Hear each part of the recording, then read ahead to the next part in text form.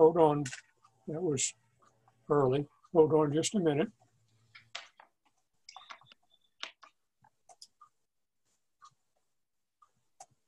Okay.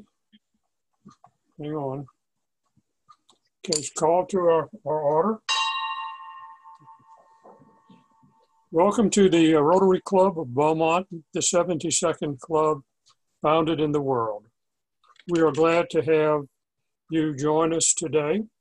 And to give our invocation today, we have Michael Wolf, partner with Wolf Bunt Associates, and leading the pledges will be Deborah Grego, Executive Director from Southeast Texas Nonprofit Development Center. So let's go ahead, Michael, you first, and then Deborah. Good morning, everybody. And having just celebrated Memorial Day, I would like to first add in before the full prayer that we would like to thank and recognize all our first responders and all the men and women that are serving in the military and who have served. And for Memorial Day, to remember those, keep them in our prayers for the Gold Star families from all wars that have lost their lives in keeping us free as a free country. Now, may we, in this coronavirus pandemic time, may we who are merely inconvenienced remember those whose lives are at stake. May we who have no risk factors remember those most vulnerable. May we who have the luxury of working from home remember those who must choose between preserving their health and making their rent. May we who have the flexibility to care for our children when their schools close remember those who have no options. May we who have to cancel our trips remember those who have no safe place to go. May we who are losing our margin money in the tumult of the economic market remember those who have no margin at all. May we who settle in for a quarantine at home remember those who have no home.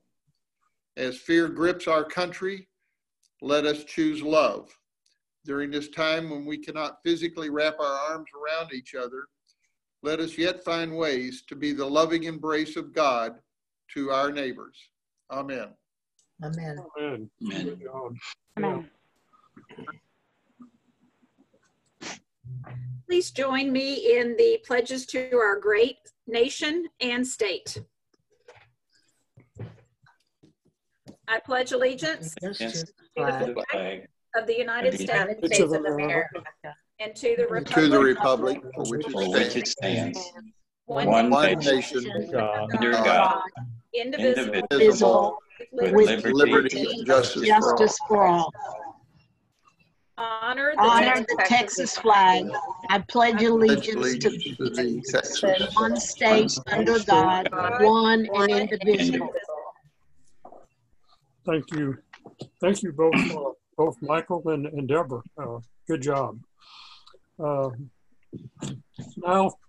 we will have Diane Bass, Secretary, read the board action from yesterday's meeting. So you've got it now. Thank you, and hello to all of you. Your board of directors met yesterday using Zoom for another very important meeting.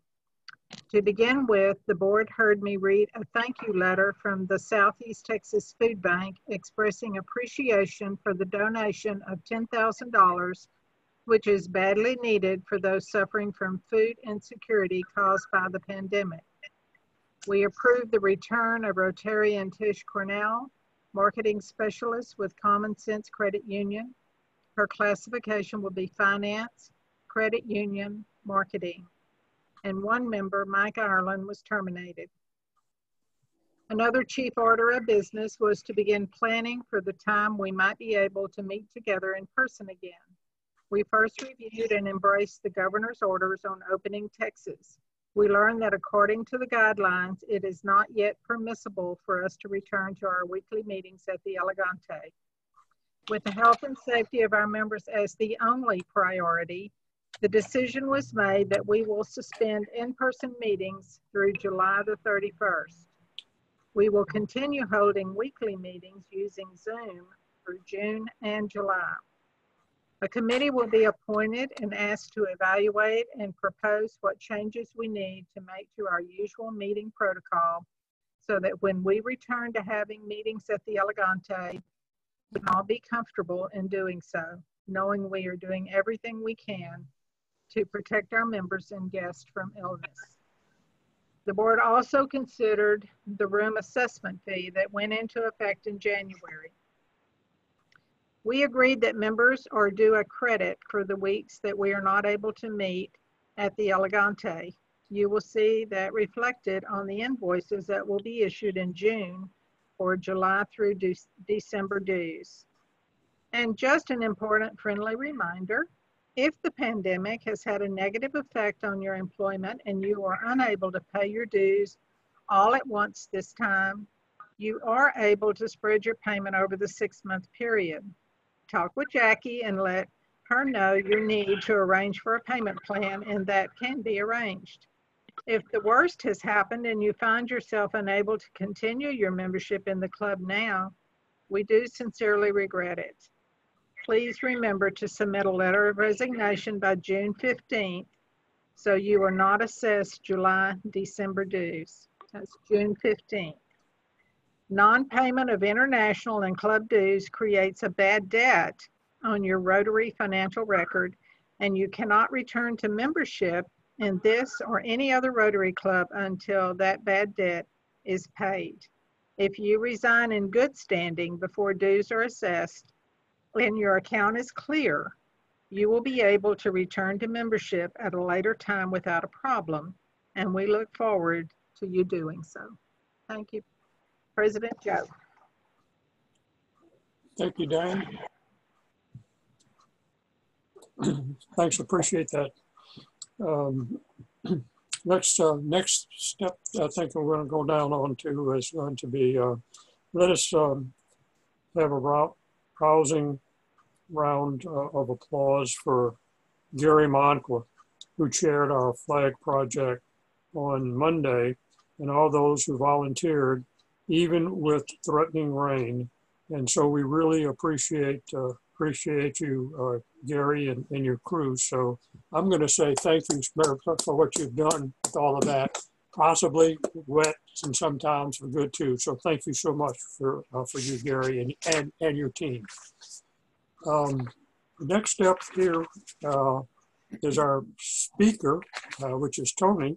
And Jackie, have anything come up? Yeah.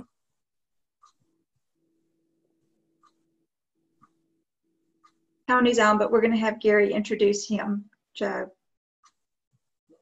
Okay, he's not here? He's on. Nope, Tony's okay, here. Okay, good. There he is. Cindy Cherry. All right. So Gary, you got it. All right. Well, it was just announced to us at the board meeting yesterday that our guest speaker for today had canceled. Joanne Brown asked if anyone had any suggestions. Well, the first name that came to me was Tony Clark. It has been some time since Tony had spoke to us, and I remember how moved and impressed I was by his story. I felt with Monday being Memorial Day, how appropriate it would be to hear from Tony again. At the end of the board meeting, President-elect Cindy Cherry told me that she sent Tony a text asking if he would be our guest speaker today, and he replied yes. Cindy then asked me, since I had recommended him, would I be willing to introduce him? And of course, I said yes, because to me, it's a great honor and a privilege to introduce you to Reverend Dr. Tony Clark today.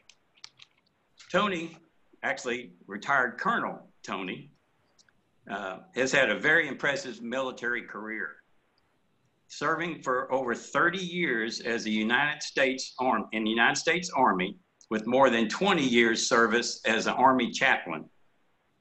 He retired from the Army National Guard in late 2018 as a senior chaplain in the Florida National Guard. Tony currently serves as rector at St. Mark's Episcopal Church, which we all also know for their great chili. With Memorial Day still on our minds, Tony will offer some personal reflections on the 3 essential missions of the Army Chaplain Corps. First, to nurture the living. Second, to care for the wounded. And third, to honor the dead. So without further ado, let me turn it over to our good friend and fellow Rotarian, the Reverend Dr. Tony Clark. Tony? Thank you, Gary, and thank you, Board of Directors, for the opportunity. I always appreciate a chance to tell the Chaplain Corps story, considering I spent so much time as an Army chaplain, and it's a part of who I am as a minister. And so I'm going to go ahead and let's see. Jackie, would you enable my participant screen sharing? Please. Get there, Tony. If Jackie can enable my screen sharing, I'll be able to pop it up. If not, I did email it on to you, Jackie. There we go. Thank you, Jackie.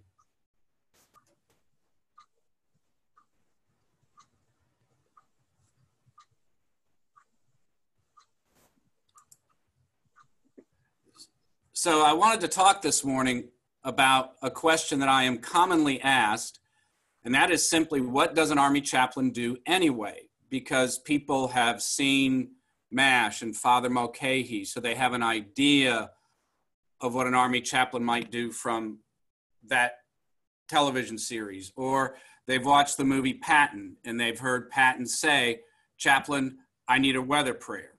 That's the true story, but a story for another time. And so when Cindy contacted me about speaking, and this is in relation to Memorial Day, I just wanted to talk y'all through our 3 essential tasks, if you will. And it's nurture the living, care for the wounded, and honor the dead.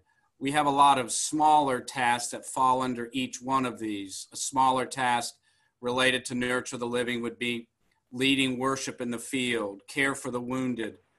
We work hand in hand with an aid station, and of course, honoring the dead. We think of primarily funerals, but today I'm going to go into a little bit more of what it means for us as chaplains to honor the dead. And I thought about how I could tell the story, and I could tell the story by referring to Army Field Manual 1-105 or to Army Regulation 165-1, and I could read you rules and regulations, but all of us would soon fall asleep. So I'd rather tell you about our work as Army chaplains through the life and the death of Specialist Jeffrey Wershow, a soldier in the Florida Army National Guard. He was killed in action July 6, 2003. And this story is especially meaningful for me because Jeffrey and I were friends, if you will. We're both paratroopers, and so we would swap our jump stories. He was a young man living in Gainesville, Florida, at the University of Florida, and we talked about what he was planning to do upon graduation. He was a sharp soldier, one with whom I made a connection while we were still at home station in late 2002. And if you'll remember, it was late 2002, early 2003, that Iraq began to develop as a primary theater. And you can see some photos of Jeffrey. That is Jeffrey's family, his mom and his dad. You'll hear more about them later.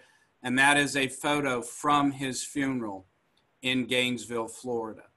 And so I'll tell you a little bit about my relationship with Jeffrey and how that can illustrate our 3 main missions. First of all, we nurture the living.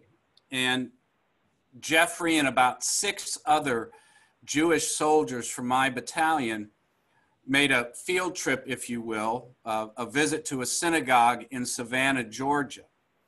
And this is part of our role as a chaplain, as either performing or providing religious services for soldiers. Now, y'all know I am not a Jewish rabbi, and so I cannot perform a Jewish service. As a chaplain, though, I'm obligated to provide to the best of my ability.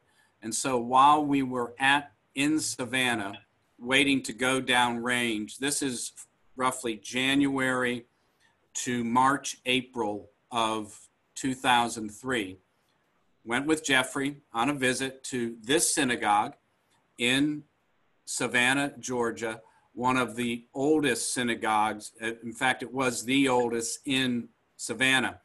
And when we arrived, we're all there in uniform. We're pretty easy to pick out. And, you know, members of the congregation of the synagogue were coming up. They were welcoming us, and they were inviting us to dinner. And I politely declined the first one or two because we had planned to stop on our way back to Fort Stewart. And Jeffrey came alongside me. He says, "You know what, sir? I think you need to accept one of these. Otherwise, it's going to look like bad manners on our part." So we did, and we enjoyed a great meal after that. And so that is part of nurturing the living, providing our soldiers, our sailors, our airmen, Coast Guard, Marines with religious services. And in this case, it was going off post and into Savannah to be able to do that. And that was a time that I was able to spend with Jeffrey and several other soldiers who were in my battalion. And then it was in the March-April time frame that Jeffrey's company, Charlie Company of our battalion, was taken out of the battalion and sent down range. And that's where our story continues, where we shift to, you know, care for the wounded. And it starts with Charlie Company not in Jordan, because there were no U.S. troops in Jordan, wink, wink. Our Charlie Company was working with special forces in Jordan. They were also working with CIA and other government agencies. And although they were not in Jordan, they were the first U.S. troops into Iraq from Jordan. The green tinted photo that's on the PowerPoint slide, that's a night vision photo of Charlie Company crossing the berm from Jordan into Iraq at the beginning of the invasion of Iraq in 2003. And then the painting to the right, that was a painting of that crossing the berm. You'll notice the American flag and the Florida flag. This was the Florida National Guard. The soldier standing next to the flags was Jeffrey. He carried the flag, U.S. flag and Florida flag, from Jordan into Iraq. And that tells you a bit about Jeffrey the soldier, because he was respected by his command and he was respected by his fellow soldiers, and they gave him that honor. Now, July 6, 2003, he was on a security detail at the University of Baghdad, and a bad guy was able to slip through security and shot him at close range. He was taken to an aid station, and at the aid station is where a chaplain will be located. That's part of our work, is to have a close working relationship with our docs and with our medics. And so what you see is a training exercise, but that's the role of a chaplain at the aid station, is to be there with the soldiers who are wounded, and in Jeffrey's case, mortally wounded. I received an email later from that chaplain that was at that aid station, just describing to me what he was able to do as far as prayers for Jeffrey in the last minutes of his life.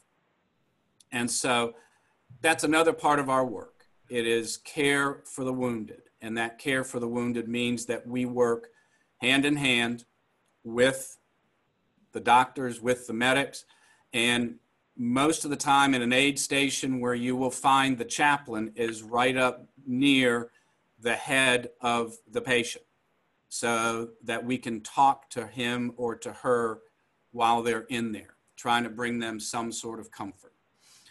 So with Jeffrey, we've been able to see this notion of nurturing the living as far as honoring his worship, being able to provide that worship for him, and then a glimpse of caring for the wounded as he was mortally wounded on July 6th.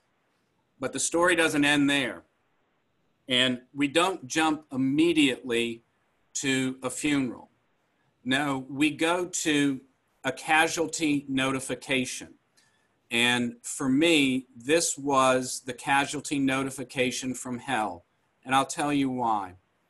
I was at home in Orlando by this time and received a phone call, which was very normal, from the casualty notification office in Georgia, letting me know that we had a casualty notification in Gainesville, Florida. It's about a 2-hour drive, and you need to be ready. And so that means you take out the uniform, you put the uniform on, and you wait by the phone while the casualty notification office puts an entire packet together. They also are in contact with another officer. That other officer is the one who makes the notification. An incredible burden and responsibility.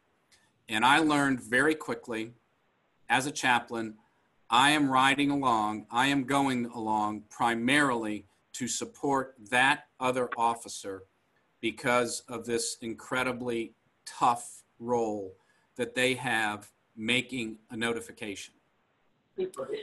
So we were finally able to put the team together. Both he and I head out from Orlando, Florida on our 2-hour trip up to Gainesville. And the clock was ticking for us because we had been told that CNN had the full story and CNN was ready to release that full story. And there was the suggestion that CNN was not going to wait until family had been notified.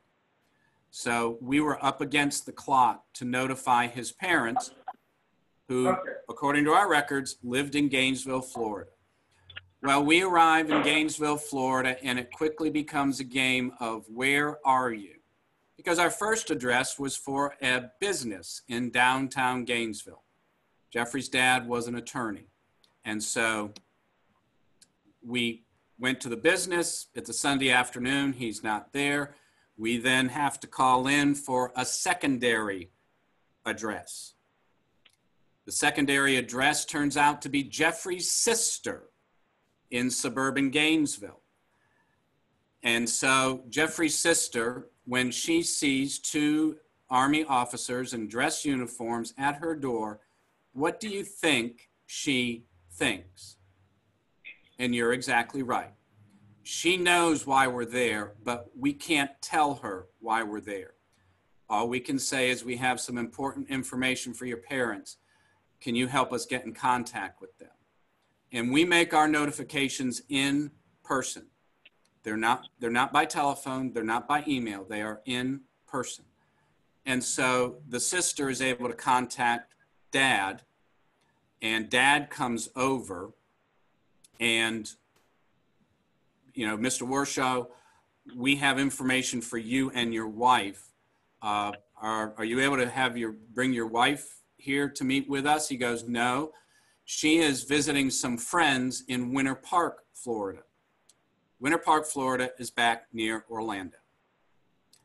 Once again, we have to notify both parents. And so Dad knows why we're there, but we can't say why we're there. We then hop into cars, Dad, sister, and we head back down to Gainesville.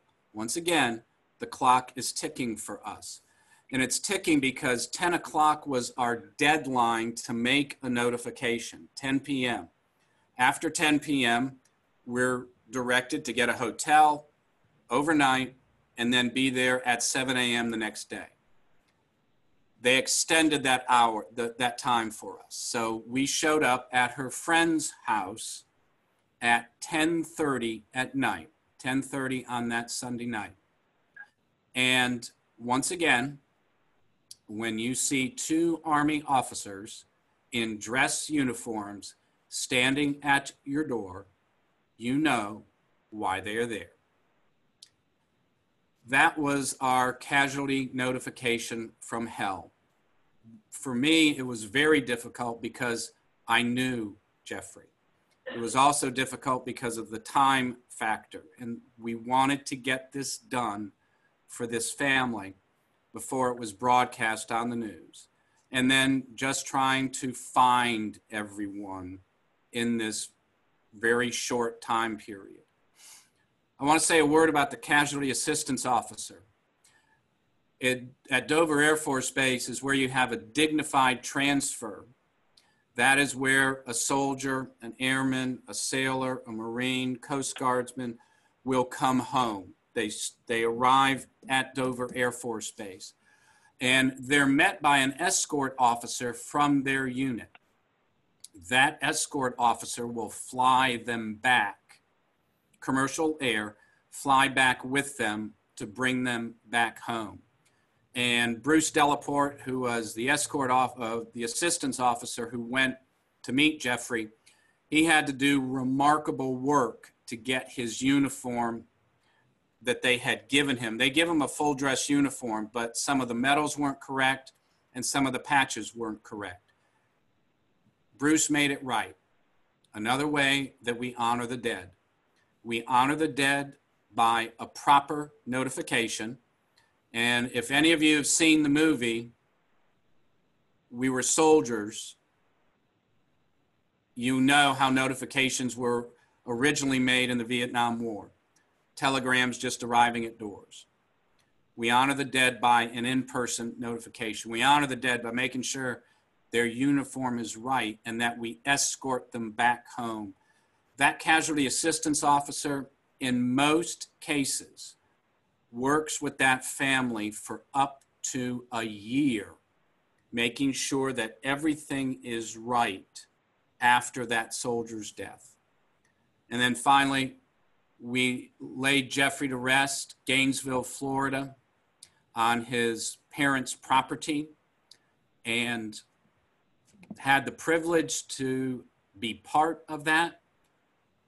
At the same time, it was very difficult for me simply because I knew Jeffrey, I knew all the circumstances, and I had been connected with him in life, as well as in death, as well as with his parents. And so we were able to lay him to rest with the full military honors with which you are all very familiar. And you can think about that funeral as a tip of an iceberg, if you will, but there's so much that has gone on before that funeral that includes chaplains as well as other officers and other soldiers that just demonstrates our desire to honor the dead in our mission. So that is the story of Jeffrey Wershow as a way to illustrate to you what I do as an Army chaplain.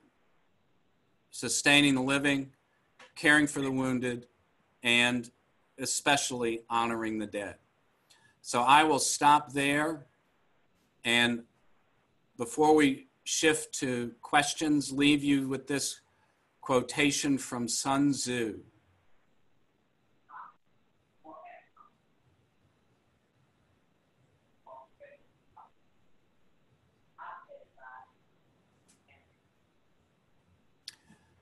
And I'm happy to field any questions that you might have.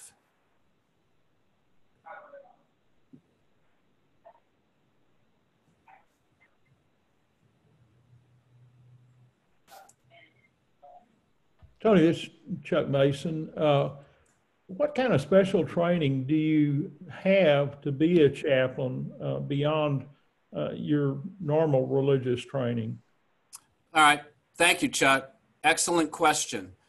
He's wondering about what kind of training we have beyond our, we'll call it, seminary training, and that it actually begins with military chaplains, those that are approved by the Department of Defense, have a bachelor's or its equivalent from an accredited college or university. They also have a master's of the divinity or its equivalent from an accredited seminary. And so you have men and women who serve as chaplains. They have that, we'll call it the civilian education.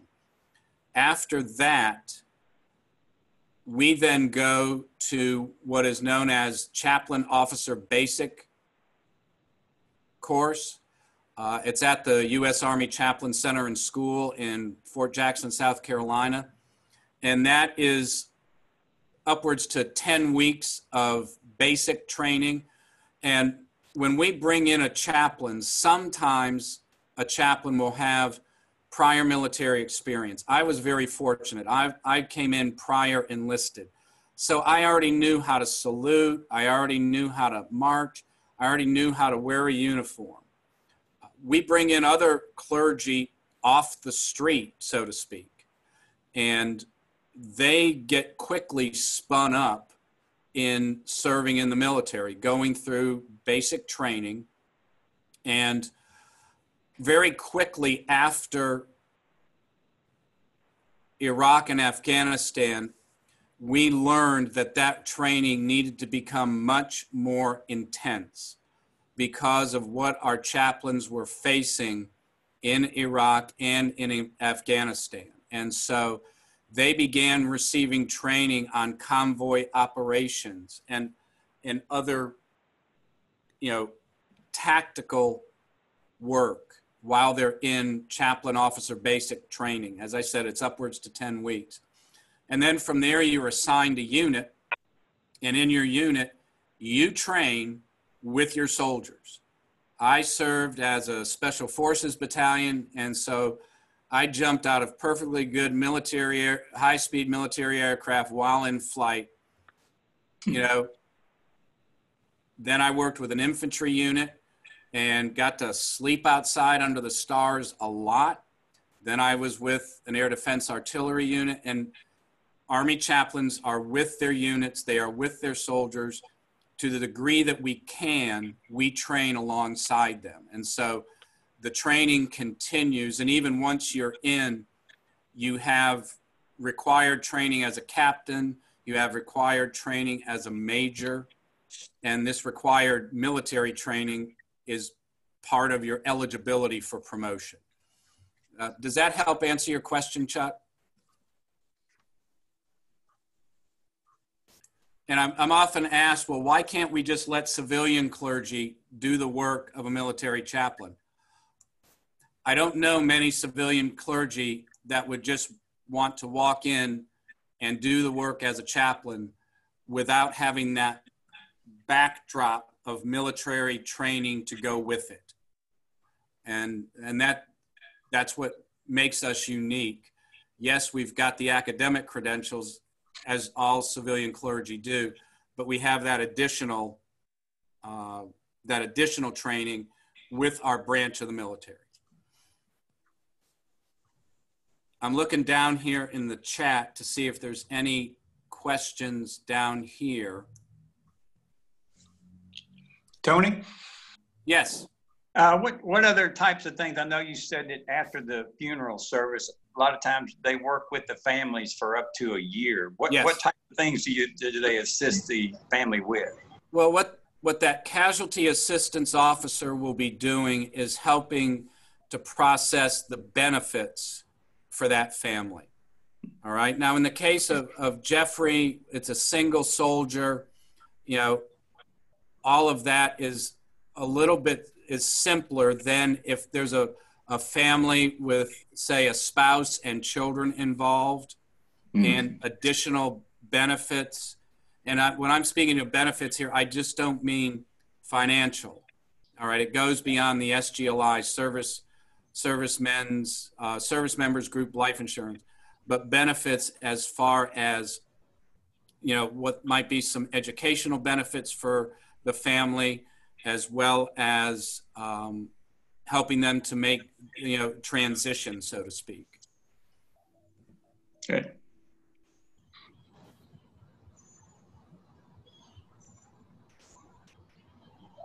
I am looking in the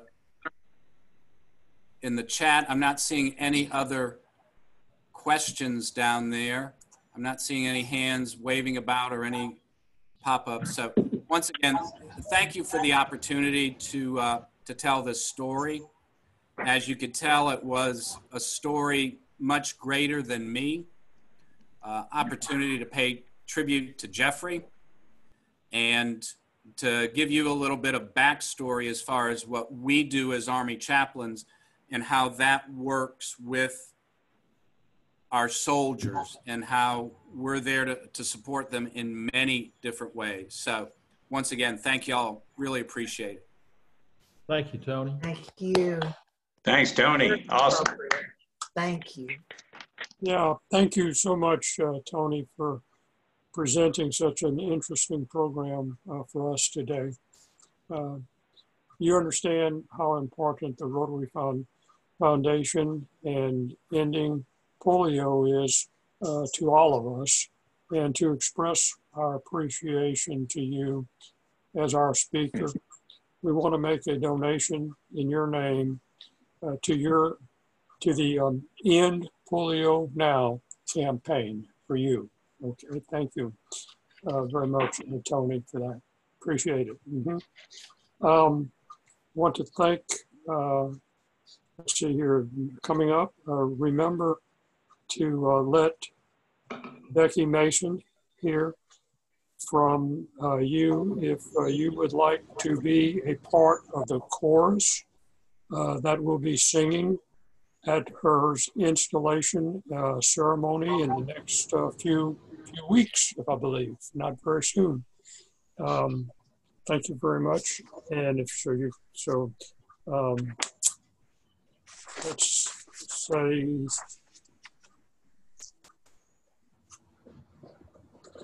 let's see, I think that we're at the point, I think, Jackie, we don't have any other stuff, anything going there, huh? Okay, so let's go ahead and please and turn on our microphone. Excuse me, I got the wrong line here. First, let's go back and let's say let's please turn your microphone as applauding and join me in citing for the 4-way test of the things that we think, say, or do. So let's go. First, is it the truth? Second, is it fair to all concerned?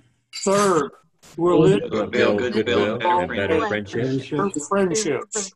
And fourth, will it be beneficial to all concerned? So have a good week and go out and connect the world. I'm going to ring the bell if I can find it. Got it. Thank y'all so much. Appreciate it. Thank you. Beautiful program. Very good. Great job, Tony. Good job. Yeah. Thank you. Thank you, Tony. Good program. Thanks for coming, Irene. Thank you. Good presentation. Okay. Right. Yeah. Right.